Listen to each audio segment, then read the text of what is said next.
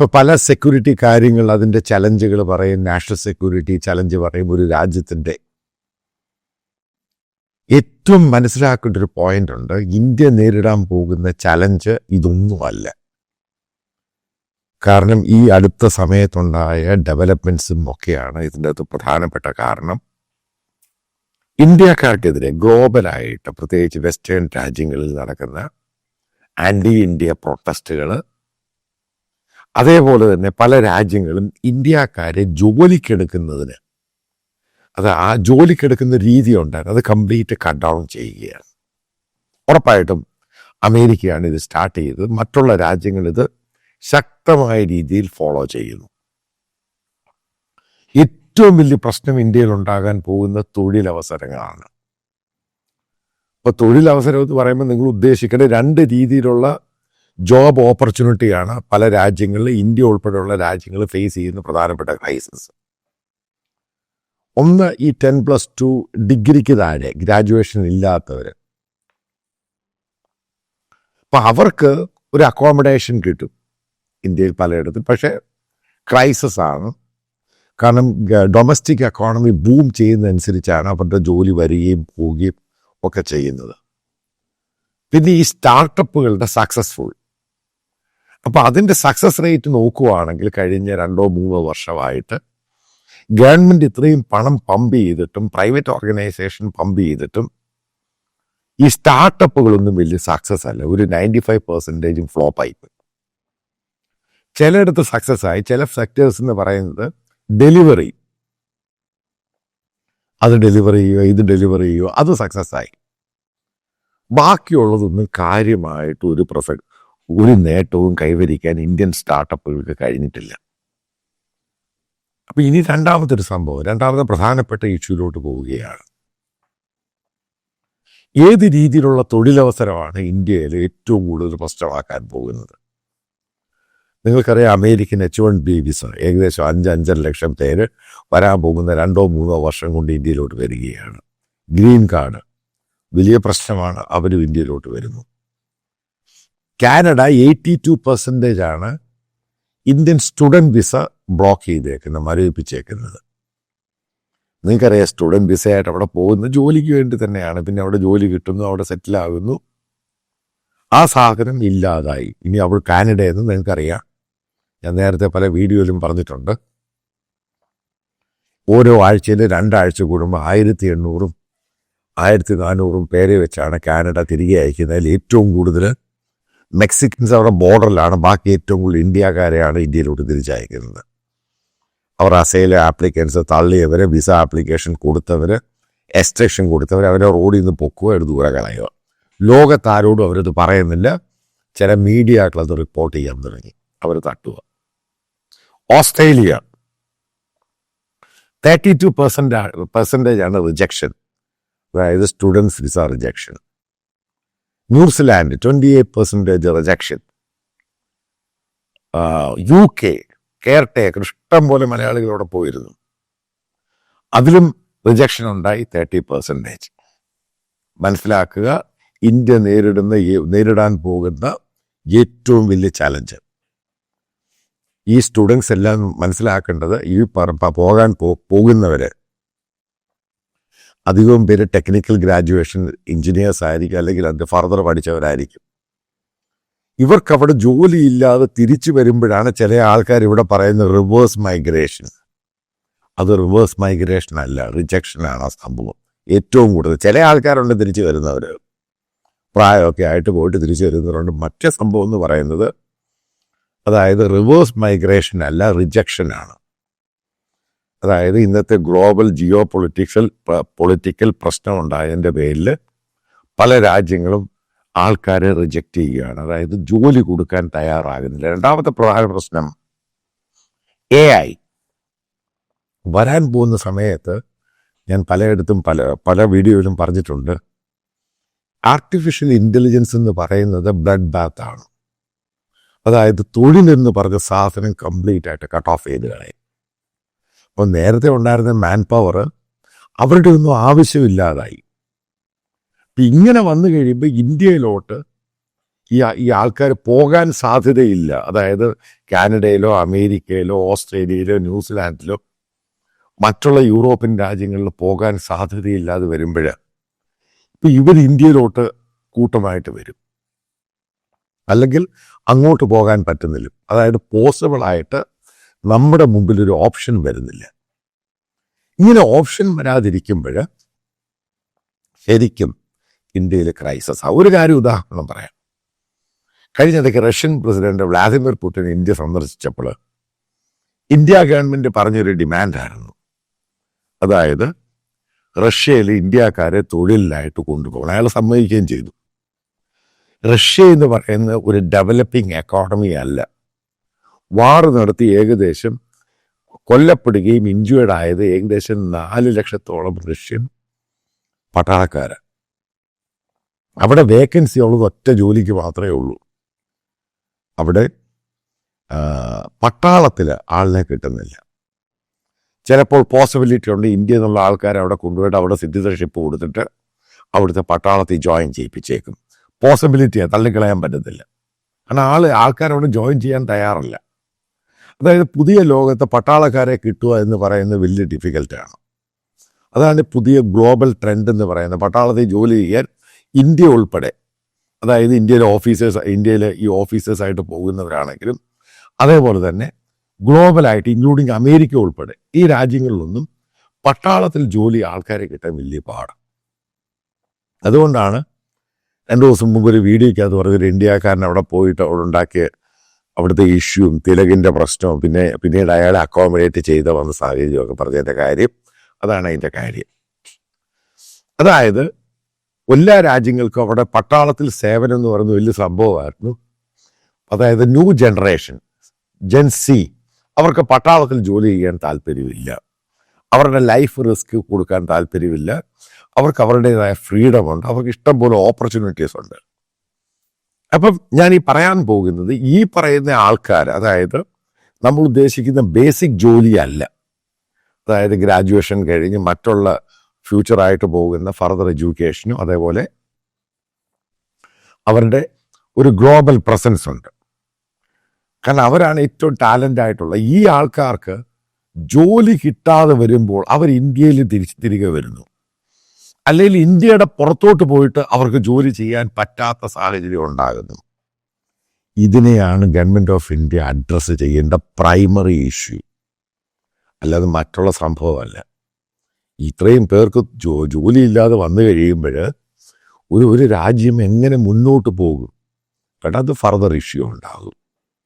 കാരണം ഒരു രാജ്യത്തിൻ്റെ പരമപ്രധാനം എന്ന് പറയുന്നത് ഇന്നത്തെ കാലത്ത് അവർക്ക് തൊഴിൽ കൊടുക്കുക എന്നുള്ളതാണ്. പുതിയ തലമുറയ്ക്ക് ഉള്ളവർക്കും സസ്റ്റെയിൻ ചെയ്തു പോകാൻ വേണ്ടി, സർവൈവ് ചെയ്യാൻ വേണ്ടി തൊഴിൽ കൊടുക്കണം.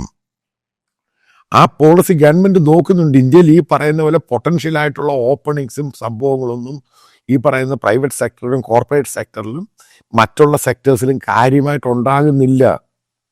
അത് വലിയ യാഥാർത്ഥ്യമാണ്. ഇപ്പോൾ പബ്ലിക് സെക്ടർ അണ്ടർടേക്കിങ്സ് പോലും, അതായത് PSUs, റെയിൽവേ ആണെങ്കിലും അതേപോലെ പാരാമിലിറ്ററി ഫോഴ്സ് ആണെങ്കിലും മറ്റു പലയിടത്തും ഇവിടൊക്കെ ജോലിയുടെ ആൾക്കാരുടെ എണ്ണം റാപ്പിഡായിട്ടങ്ങ് കുറച്ചു, ശരിക്കും അങ്ങ് കുറച്ചു. പിന്നെ അവിടെ ജോലിയില്ല, മറ്റുള്ളിടത്ത് ജോലിയില്ല, പുറത്തു പോയാൽ ജോലിയില്ല. തിരികെ വന്ന് ഇവരെന്ത് ചെയ്യും? അല്ലെങ്കിൽ ഇവിടെ പഠിച്ചു വരുന്ന ഒരു കുട്ടി ഗ്ലോബലായിട്ട് പോകാനുള്ള ഓപ്പർച്യൂണിറ്റി ഇല്ല, പിന്നെ എന്ത് ചെയ്യും? ഒരു സമയത്ത് നമ്മൾ മനസ്സിലാക്കേണ്ട പോയിന്റാണ്, ഏറ്റവും കൂടുതൽ ലോകത്തുണ്ടായിരുന്നത് ചൈനക്കാരായിരുന്നു. ലോകത്തെവിടെ പോയാലും ചൈനക്കാരുണ്ടായിരുന്നു. പിന്നീട് ചൈനയിലെ ആൾക്കാരുടെ എണ്ണം കുറഞ്ഞു, പുതിയതായിട്ട് കുട്ടികൾ ഉണ്ടാവുന്നില്ല, ഏജ് ഇതാവുന്നു. അതിൻ്റെ പേരിൽ ഈ ചൈനക്കാരെ മുഴുവൻ അവർ തിരികെ വിളിപ്പിച്ചു. വലിയൊരു ശതമാനം ഈ ചൈനക്കാരെ തിരിച്ചു വിളിച്ചിട്ട് ഗവൺമെൻറ് അവർക്ക് പല പ്രോജക്റ്റ് കൊടുക്കാൻ തുടങ്ങി. ഞാൻ നിങ്ങളോട് ഉദാഹരണം പറയാം എങ്ങനെയാണ് ചൈന ഇത് ചെയ്തത്. ഇപ്പം നമ്മൾ ഇട്ടിരിക്കുന്ന ടീഷർട്ടുകളുണ്ട്, അല്ലെ ട്രൗസറുണ്ട്. പല ക്ലൈമറ്റ് പല രീതിയിലുള്ള സംഭവങ്ങളാണ് ഗ്ലോബലായിട്ടുള്ള ഡിമാൻഡ്. ഒരു ടീഷർട്ട് നിങ്ങളിത് കണ്ടാൽ ഞെട്ടിപ്പോവും.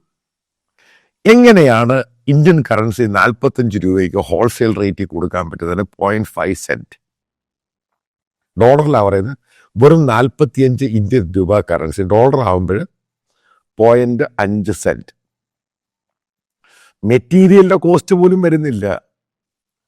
ഇങ്ങനെയാണ് ചൈനയുടെ പ്രൊഡക്ഷൻ എന്ന് പറയുന്നത്. അവരെങ്ങനെ ഇത് ചെയ്യുന്നത്? കംപ്ലീറ്റ് ആയിട്ട് ഇൻഡസ്ട്രിയൽ ഓട്ടോമേഷൻ. ഈ സാധനം വെച്ച് കൊടുത്താൽ മതി, ബാക്കിയെല്ലാം ഇൻഡസ്ട്രിയൽ റോബോട്ടുകൾ ഇത് ചെയ്യുന്നു. ഗവൺമെന്റ് ലീസിന് അവർക്ക് സ്ഥലം കൊടുക്കുന്നു ഫാക്ടറിക്ക്, അതിന് 60% സബ്സിഡി. ഇലക്ട്രിസിറ്റി ഏകദേശം 70% അവർക്ക് കൊടുക്കണ്ട. പിന്നെ ഇവർക്ക് ഉണ്ടാക്കി ഏത് വിലയ്ക്ക് വിറ്റാൽ മതി, ത്രോയവേ പ്രൈസിനെങ്കിൽ വിറ്റാൽ മതി. ഇതാണ് ചൈനയിൽ സംഭവിക്കുന്നത്. അതിനെ കോമ്പറ്റ് ചെയ്യാൻ ഒരു രാജ്യത്തെ കൊണ്ട് കഴിയത്തില്ല. അതുകൊണ്ടാണ് അവർക്ക് ട്രേഡ് സർപ്ലസ് ഉണ്ടായത് ഇപ്രാവശ്യം. അപ്പം ഇത് ഇങ്ങനെ വന്നു കഴിയുമ്പോൾ എങ്ങനെയാണ് ഒരു മാനുഫാക്ചറിങ് തുടങ്ങാൻ പറ്റുന്നത്? ഒരു ഉദാഹരണം പറയാം. ഒരു ഇൻഡസ്ട്രിയൽ റോബോട്ട്, അതൊക്കെ ഇങ്ങനെ സോഷ്യൽ മീഡിയ വന്നുകൊണ്ടിരിക്കുക. നേരത്തെ അതിൻ്റെ കോസ്റ്റ് എന്ന് പറയുന്നത് ഏകദേശം ഇന്ത്യൻ കറൻസി കാൽക്കുലേറ്റ് ചെയ്യുമ്പോൾ 12 ലക്ഷം, 13 ലക്ഷം അല്ലെങ്കിൽ 15 ലക്ഷമായിരുന്നു നോർമലായിട്ട് ഇൻഡസ്ട്രിയൽ റോബോട്ട് അതിൻ്റെ വില. ഇന്ന് അവരതിൻ്റെ വില കുറച്ചിട്ട് വെറും 1.5 ലക്ഷം രൂപയ്ക്ക് ഇൻഡസ്ട്രിയൽ റോബോട്ടിന് ഗ്ലോബൽ മാർക്കറ്റിൽ കൊടുക്കാൻ തുടങ്ങി. വെറും 1.5 ലക്ഷം രൂപ. ഈ 1.5 ലക്ഷം വെച്ചുള്ള ഇൻഡസ്ട്രിയൽ റോബോട്ടിനെ 10-15 എണ്ണത്തെ വെക്കുവാണെങ്കിൽ ഒരു വലിയ ഫാക്ടറി ചലിപ്പിക്കാൻ പറ്റും. പിന്നെ അവിടെ എന്തിനാ 10-500 ജോലിക്കാരുള്ളത്? ഈ 10-500 ജോലിക്കാരെ വെച്ച് നിങ്ങൾ ഇതേപോലൊരു പ്രോഡക്റ്റ് ഉണ്ടാക്കി, റെഡിമെയ്ഡ് പ്രോഡക്റ്റ് ഉണ്ടാക്കുകയാണെങ്കിൽ ഒരു ദിവസം 1000 പീസ് ചെയ്യുമ്പോൾ ഇതിന് രാത്രിയും പകലും ഒന്നുമില്ല. ഇത് 15,000, 16,000, 17,000 പീസുകൾ ഉണ്ടാക്കും. അതായത് ബേസ്ഡ് ആണ് ഈ ഇൻഡസ്ട്രിയൽ റോബോട്ട് എന്ന് പറയുന്നത്. ഇത് ഗ്ലോബലായിട്ട് അങ്ങോട്ട് വന്നു കഴിയുമ്പോൾ കാര്യം മനസ്സിലാക്കുക, ഏറ്റവും കൂടുതൽ ബാധിക്കുന്ന ഏറ്റവും കൂടുതൽ ജനസംഖ്യയുള്ള ഇന്ത്യയാണ്. അത് മറ്റുള്ളവരെല്ലാം അഡാപ്റ്റ് ചെയ്യും. ഇപ്പം ചെമ്മീൻ, അതായത് ഷ്രിമ്പ്, അപ്പം അത് പൊളിക്കുന്ന സ്ത്രീകളുടെ ഒരു വലിയൊരു സർവീസ് സെക്ടറുണ്ട്. അപ്പം അവിടെ ഈ സാധനം അവർ ഇൻസ്റ്റാൾ ചെയ്യാൻ തുടങ്ങി. ഇന്ത്യയിലല്ല, മറ്റു പലയിടത്തും. അതായത് ഗ്ലോബലായിട്ട് ബേസ്ഡ് ഇൻഡസ്ട്രിയൽ റോബോട്ടുകൾ വരുന്ന ഒരു സമയം. അത് ചൈനയിൽ ഇത് പൂർണ്ണമായിട്ട് വന്നുകൊണ്ടിരിക്കും. ഒരു കാർ മാനുഫാക്ചറിങ്, മറ്റുള്ള മാനുഫാക്ചറിങ്, ഇവിടെ കംപ്ലീറ്റ് ഇൻഡസ്ട്രിയൽ റോബോട്ടുകളാണ് വർക്ക് ചെയ്യുന്നത്. അതായത് നമ്മൾ പ്രതീക്ഷിച്ചതിനേക്കാളും വളരെ വേഗത്തിലാണ് ലോകം ഓടുന്നത്. അപ്പം ആ ഒരു സമയത്ത് ഈ തൊഴിലെന്ന് പറയുന്നതായിരിക്കും ഇന്ത്യ നേരിടുന്ന ഏറ്റവും വലിയ ചാലഞ്ച്. മറ്റുള്ള രാജ്യങ്ങളിൽ പോകാൻ പറ്റുന്നില്ല, അവിടെ റെസ്ട്രിക്ഷൻസ്. ഇന്ത്യയിലാണെങ്കിൽ വേറെ പോസിബിൾ ഓപ്ഷൻസ് ഇല്ല. ഇതേപോലെ ഇൻഡസ്ട്രിയൽ റോബോട്ടുകൾ കയറി വന്നു കഴിഞ്ഞ് ഇന്ത്യയിൽ ഉണ്ടാക്കുന്ന പ്രോഡക്റ്റും ചൈനയിൽ ഉണ്ടാക്കുന്ന പ്രോഡക്റ്റും വലിയ അന്തരം. ഒരു 30-50% ടാരിഫ് അവൻ്റെ പ്രോഡക്റ്റ് മുകളിൽ ഏർപ്പെടുത്തിയാലും അതിനേക്കാളിലും, എന്നാൽ തന്നെയും വില കുറച്ച് അവർക്ക് കൊടുക്കാൻ സാധിക്കുന്നു. പിന്നെ ഇന്ത്യൻ സാധനം ലോകത്താര് വാങ്ങും? ഇവിടെയാണ് താങ്ക്സ് ടു അമേരിക്ക. കാരണം അവർ ചൈനയെ ഒഴിവാക്കാൻ വേണ്ടി ഇന്ത്യൻ സാധനങ്ങൾ വാങ്ങാൻ തുടങ്ങി. അതുകൊണ്ടാണ് ഈ ചൈന പുറകിലോട്ട് പോയത്. കാരണം അവരുടെ പ്രോഡക്റ്റ് അമേരിക്ക തഴഞ്ഞു കഴിഞ്ഞപ്പോൾ ഈ അമേരിക്കൻ മാർക്കറ്റിൽ അത് ഇല്ലാതാകാൻ തുടങ്ങി. അല്ലെങ്കിൽ ചൈനീസ് ഇലക്ട്രിക് കാർ ഇത്രയും ചീപ്പായിട്ട് വിൽക്കുന്നു. ഇത് അമേരിക്കൻ മാർക്കറ്റിലും മറ്റുള്ള യൂറോപ്യൻ മാർക്കറ്റിലും ഓൾറെഡി ഉണ്ട്, കയറാൻ തുടങ്ങി. എന്നാലും ഒരു സ്പെസിഫിക് ടാക്സുകളൊക്കെ ഉണ്ട്. കാരണം ഒത്തിരി യൂറോപ്യൻ കാർ കമ്പനികൾക്ക് പ്രശ്നമാകുമെന്ന് വിചാരിച്ചിട്ട് ഇത് കയറി വന്നു കഴിഞ്ഞുള്ള സ്ഥിതി നിങ്ങൾ ആലോചിച്ചിട്ടുണ്ടോ?